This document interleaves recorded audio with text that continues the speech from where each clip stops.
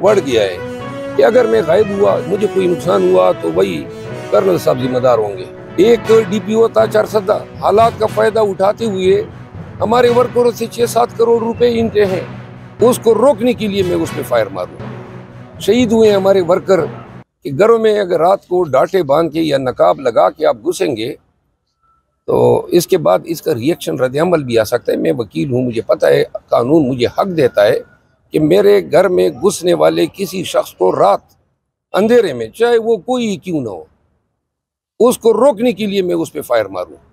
तो लिहाजा अब मैंने अपनी सिक्योरिटी के खातिर खा बंदोबस्त किए। वारंट देकर कोई आएगा तो आएगा, और अगर बगैर वारंट के कोई आएगा तो बेशक वो हमें मारेगा, लेकिन हम कोई आराम से उनको घर में अंदर घुसने नहीं देंगे। शेर अफजल मरवत साहब, ये बताएं कि इमरान खान ने आम माफ़ी का ऐलान किया फतह मक्का के तर्ज पे, तो ये बताएं कि 9 मई रिजीम चेंज के बाद जिन अफसरान ने तहरीक इंसाफ के खिलाफ मुकदमात बनाए, बेशुमार खवातीन अभी भी जेलों में, तो उनके हवाले से आपका क्या लाए अमल होगा तहरीक इंसाफ का?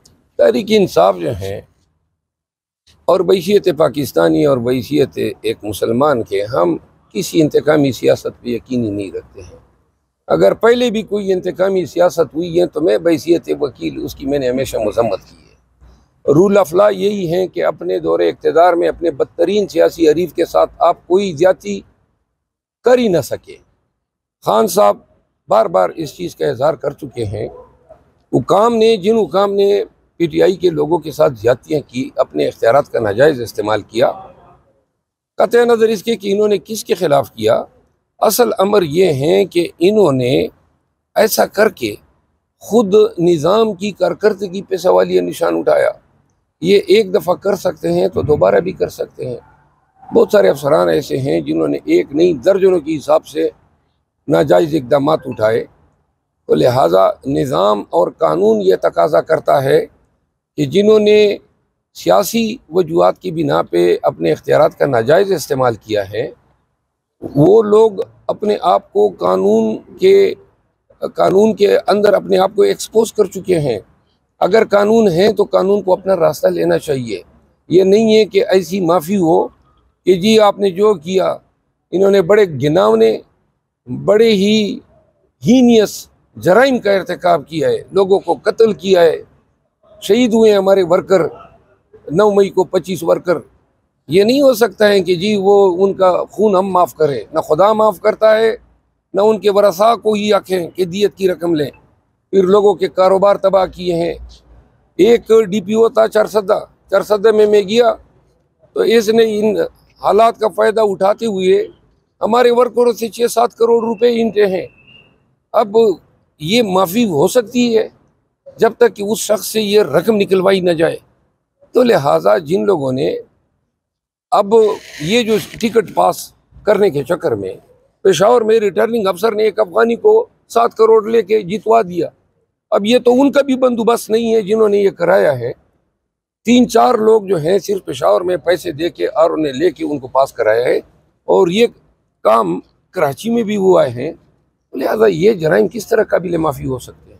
अच्छा मरवत साहब, नून लीग कहती है कि हमारे साथ भी धांधली हुई है, हमारे बड़े नामी गिरामी जो सियासतदान हैं वो हारे हैं, और वो कहते हैं कि हमारे साथ KPK में धांधली की गई है। आप कहते हैं हमारे साथ पंजाब में धांधली की गई है, आप कहते हैं हमारे साथ इस्लामाबाद में भी धांधली है, तो वो आपके खिलाफ भी कहते हैं कि हमारे साथ KPK में भी धांधली है। जी, KPK में तो इनके कुल 7 उम्मीदवार खड़े थे 44 की सीटों पे, इसमें से 2 ये जीत चुके हैं बकौल इनके, 5 रह गए हैं।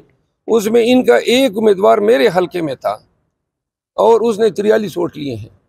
तो अगर धांधली हुई है तो कोई आके इलेक्शन कमीशन में कोई पिटीशन दायर कर देते। एक भी पिटीशन नून ने दायर नहीं की है, माँ सिवाय मानसेरा का, जहाँ शहजादा गिस्तासब जीता है, और नवाज शरीफ ने दरख्वास्त दी है कि रिकाउंट कराएं, और रिकाउंट का बंदोबस्त करने के लिए ये वहाँ पे वोट प्रिंट करा रहा था लाहौर में एहसान, जो इनके पार्टी का ऑफिस बियरर है।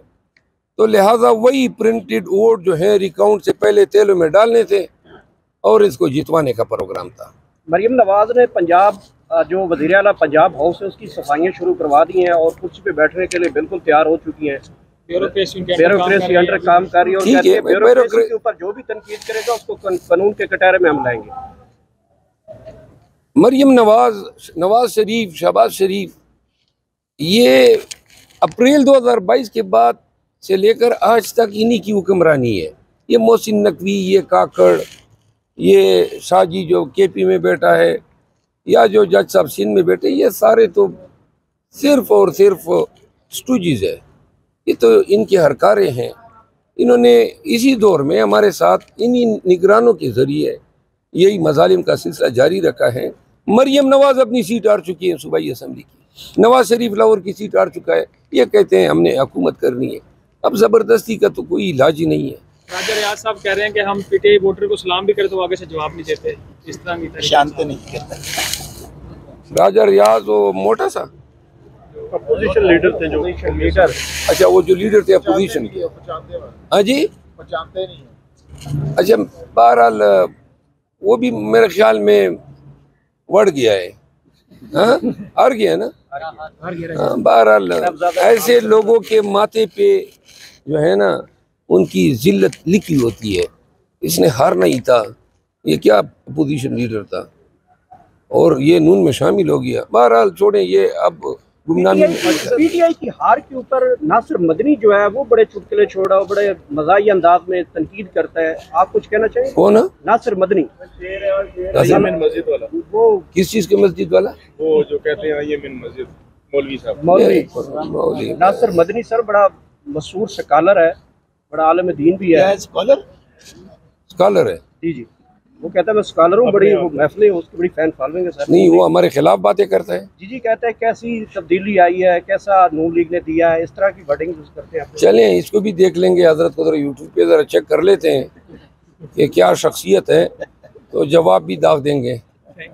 और साहब आपका पहले भी हमने देखा कुछ इस छापे में भी नुकसान हुआ, तोड़ फोड़ हुई, पहले भी करके रहा गया, नुकसान तो चले आपके बहुत हुए, लेकिन एक आप तो मुलाजिम को भी लेके थे, उनका क्या पता चला आपको? मुलाजिम अभी तक अगवाशुदा है।